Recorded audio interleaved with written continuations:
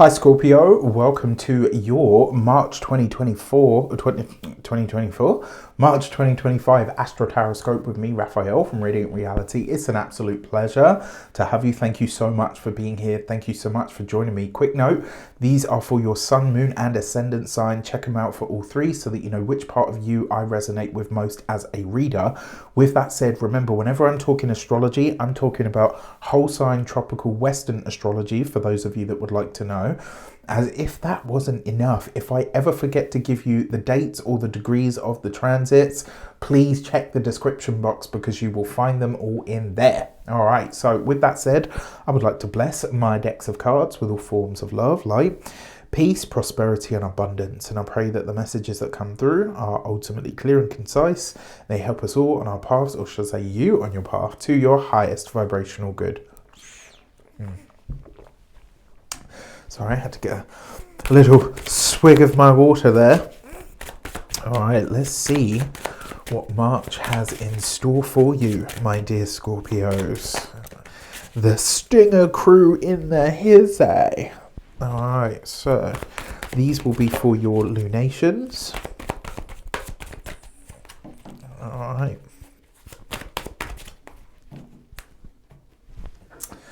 So, on the 2nd of March, Venus is going to go retrograde in your 6th house, right? So, she is going to retrograde back into the 5th as a part of this retrograde, but she's, and we'll also have a Cazimi as well, but she is going through a retrograde. Now, it's not a super rare transit, but at the same time, it is one that, was one that happens every sort of 19 months or so. So Venus retrograde, and for you personally, Venus rules your 12th house and it also rules your 7th house. So 7th house of relationships, partnerships, significant other, and your 12th house of your past, privacy, hidden zone, and deep subconscious self. Now, Venus retrograde in your 6th is going to bring a need for you to go through a little bit of a glow up. And remember, wherever Venus goes, it doesn't just bring energy or attention, it also brings like a cleansing, or Venus wants to improve things, right? Venus is a lady darling. She likes it clean and pretty. She likes to make things better than they are. This transit is really asking you to reconsider how you approach your daily responsibilities. So if you've been like really busy or trying to adapt to a new schedule or anything like that, this can be a time where you actually start to see some of the results. But remember, the retrograde starts on the 2nd of the month. So this is going to be you going over your routines, looking at your responsibilities and asking yourself, where can I refine this? How can I make it better? It's really asking you as well, are you putting your energy into tasks that really serve your longer term goals? Or maybe even, are you putting energy into things that you actually enjoy? Are you able to incorporate more joy and pleasure, more romance, more creativity into your daily experience? Now, because it rules your relationship house and your 12th house, it might bring up some kind of hidden tension in a partnership, or reflections around your own habits, or how your own habits or patterns affect your relationships. This is a moment where really I think you can kind of check yourself, but I actually think this could be a good thing. You might also find yourself returning to old habits or old routines where you're bringing things back in because you're like, yeah, actually, when I did this, things were really good. Choose wisely, right? Whether these are habits that are old indulgences, because they could potentially become a problem again. So it's kind of like, do you really want to reopen the wound, or do you just want to improve something? Old work-related opportunities or projects could potentially come back into the fold at this time, and it might give you a chance to refine or improve how you're doing work and your daily grind in some regard. I would use this time to really focus on self-care, to find a balance between your personal and your professional life. For this, you've got the 2 of Swords, so really thinking it over, right? With the 3 of Swords, okay, that's interesting. And the 2 of Wands. So what do we see? So you've got 2 twos. 2 twos represents a bond, a pact, or an accord. And both of these tied to the 3 of Swords, this may be where you're looking at, as I said, right, your relationships, and maybe considering what from the past either you could have done better, or maybe you need to release in some way, shape or form. Another way that this could also show up is where you you get really real with yourself about where maybe you escape into your work to avoid whatever other challenge or what's the word? Maybe like dislike that you have in some regard. Now, that's on the 2nd of the month. And as we come into the 12th of the month, Saturn is going to go Cazimi. Saturn will conjunct the Sun in your 5th house of pleasure, creativity, romance, joy, self-expression. And it's asking you to take a lot more of a disciplined approach to your passions and your pursuits. It's really asking you, are you serious about the things that bring you joy? If so, maybe it's time to turn a hobby or a creative project into something more long-lasting or meaningful. Since Saturn for you rules your 3rd house and your 4th house, this could be maybe that you're thinking about setting up some kind of personal business. The 5th house is the personal business. The 3rd house is skills, and the 4th house is the home. And the Sun for you rules your career. I wouldn't be surprised if you were setting up some kind of home-based business here, or something that you could do from and in the comfort of your own home. It could also be that a romantic connection takes on a bit more of a serious tone during this time. So maybe you get a bit more serious about somebody that you've met, somebody that you're dating. It could even be that you get more serious about increasing your options for dating, right? Where you actually say to yourself, no, you know what? From now on, I'm actually going to make time for my love life. Now, this is in a really nice trine to Mars, which is newly direct at this point. Over the last 2 weeks, Mars has been starting to track forwards again. So it's like you've got the emotional courage and, the ability to make choices that really get you to your higher goals, yes, but also to really think about incorporating more pleasure, more joy and more romance into your life. It could be as well, if you're in an academic field or maybe doing some form of study, that may be where you meet somebody who could end up being quite, potentially quite special to you. So for this, you've got the Page of Cups. New love is on the horizon with the 10 of Cups, right? Look at that. And the King of Cups. All I'm going to say to you is this bodes very, very well for your finances. If you are in any way, shape or form in the investing game and or sphere, this could be a really good month for you, providing you are doing this in a very solid and calculated way. It is Saturn after all, right?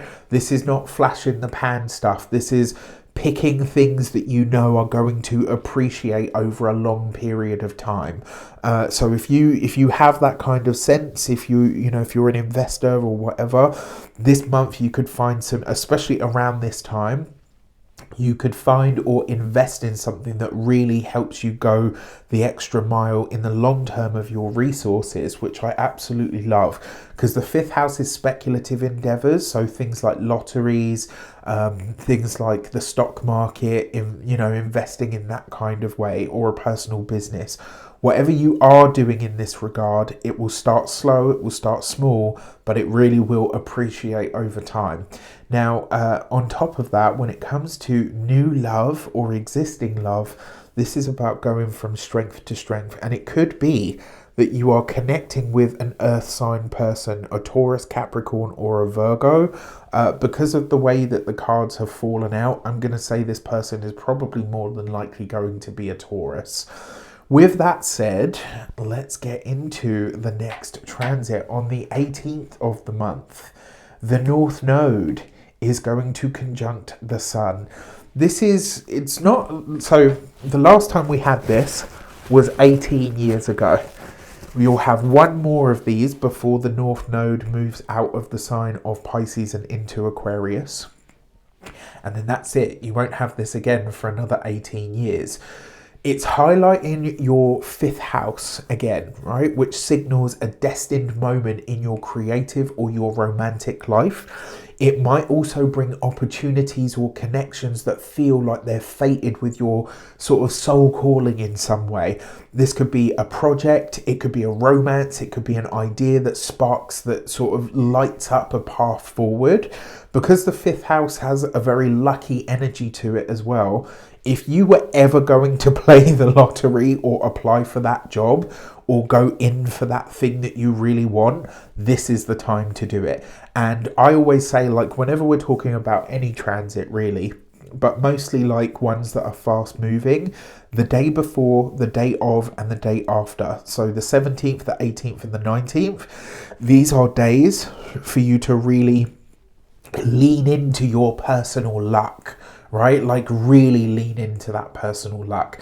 A fiery and feisty stranger could come into your world at this time, maybe who bedazzles you in some way, that maybe they really lead to a meeting of minds or possibly a blossoming romance if you're single. If you're already partnered, this is bringing something exotic or adventurous into your relationship that could really broaden your perspective and maybe even remind you of like the solid foundation that your partnership and your relationship provides you. Listen to the synchronicities, pay attention to your nudges and your intuitive hits at this time, because they will really be showing you what the next steps are. You've got the Knight of Pentacles, so potentially traveling at this time with the Chariot card. Definitely traveling at this time, right? Lots going on, fast development, and the Three of Cups. So for some of you, this will show up as a reunion or a reconnection. For others, this will show up as a, what's the word that I'm looking for? Yeah, for some of you, it will be like a reunion. But for others, this will be a time where it's almost like where you're connecting with or moving ahead with like a set of plans that you know are going to go places, and the support that you need from your sort of friends, friendship circle, or even just like your tribe are absolutely there for you. If you're planning to purchase a car, it looks like some of you could be going for either like a vintage car and then you're going to do it up, or you're going for something that has like a little bit of a sparkle to it that allows you to be more sociable. Hey, all right. As if that wasn't enough, on the 20th of the month, Neptune will come into its final kazimi in the sign of its modern rulership, Pisces, right? So Neptune's going to move into Aries soon, this month actually, which I'll be talking about in just a moment. But by the time the sun travels back around to Pisces, Neptune will be in Aries full time. So while this isn't super rare, happens once a year, but it is the last time that we've had this in,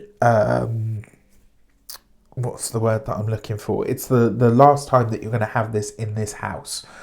So Sun conjunct Neptune is, you know, it's bringing, yes, that creativity, romance, all of those kinds of things.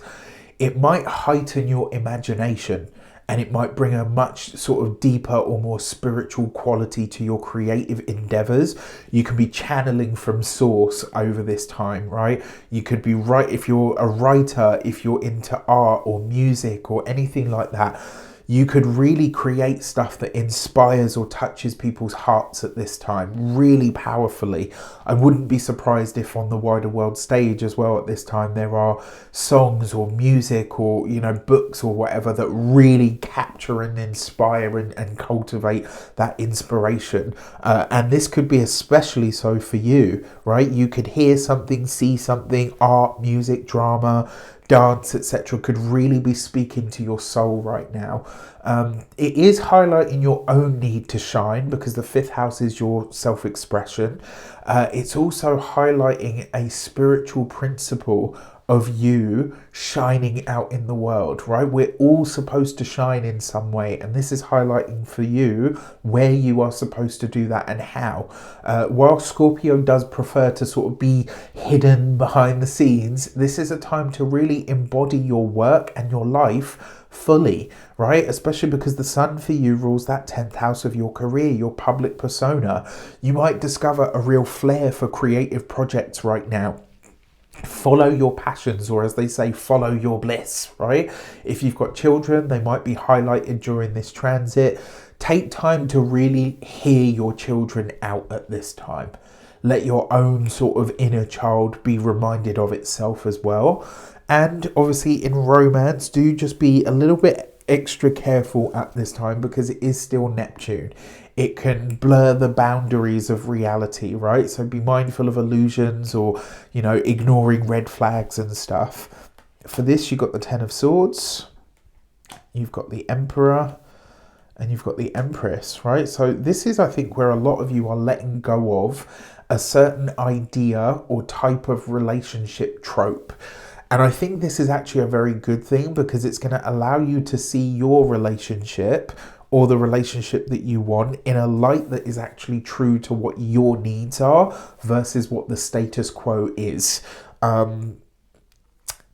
That's as much as I want to say on that. I think it could actually be a very good thing. And then finally on the 30th, Neptune will move into Aries. This is the first sort of pass of this, because as I said, it will come back into Pisces and then it will go into Aries full time from 2026. But this is the first time in our lifetimes Neptune moves into your 6th house of your day-to-day routines, your health and vitality. It's bringing a sense of more spirituality, more compassion, more creativity to your daily work, to your daily grind. You might feel that your work really feels like it's aligned with a higher purpose or something a bit more spiritual at this time. Neptune in the 6th could also ask you to pay more attention to your health, particularly like your lungs, your upper airways, like your ears, nose and throat as well. Be proactive about maintaining your health and well-being to avoid sort of any issues. And remember that, Neptune can bring confusion or a lack of boundaries. So when it comes to your work and your routines, if work is encroaching too much on your daily life and your relationship and your experience, you got to do something about that. Dream big about how you can serve others, but also be clear about how you maintain the balance and structure of your own life. For this, you've got the 8 of Swords. Yeah, be mindful about partnerships, or should I say longer term projects that you get into at this time, because there won't be any easy out. And then you've got the 8 of Cups. So what do we see? 2 8s. 2 8s represents new knowledge, new information, new partnerships, new collaborations that are coming in, because you've got the Lovers card. But it's also highlighting choices between, what you think or, feel might be supposed to happen versus what the facts are. And so I will say, when it comes to work in general, do sort of stick in and dig in for the facts and figures. Before we get into your lunations, where are you, Luna? Here she is. I do want to tell you that my tarot course is up and out there for your purchasing pleasure. There's a link in the description box below. If you want to study tarot with me, you get 12 weeks of live classes. You get live client demos. As if that wasn't enough, you also get live client practice. You get more PDFs that you can shake a stick at, because Rafi loves a PDF. Right? I don't know why. I just love them. And I think part of it is because I'm a multi-level learner. So kinesthetic, audio and visual is like my triplet. So it's not just one way for me. Like, I actually have to have different mediums of learning, because otherwise I find it really hard. And I love to read, but at the same time, those are the ways that my brain works. And so I love a PDF. Not everybody does, of course. Now, that being said, a lot of you come to me and say, Raf, I want to take your course, but the time difference, it's insane, all the rest of it. if you can't do the day of the week as well, right, that I teach the class, because as I say, it's not a correspondence course. However, now, and for your purchasing pleasure, I have a double launch. You can take my wonderful tarot course at your own leisure, at your own pace, at your own time with my Teach Yourself Tarot course. I've never done this before, but it's out there. So there are links in the description box below.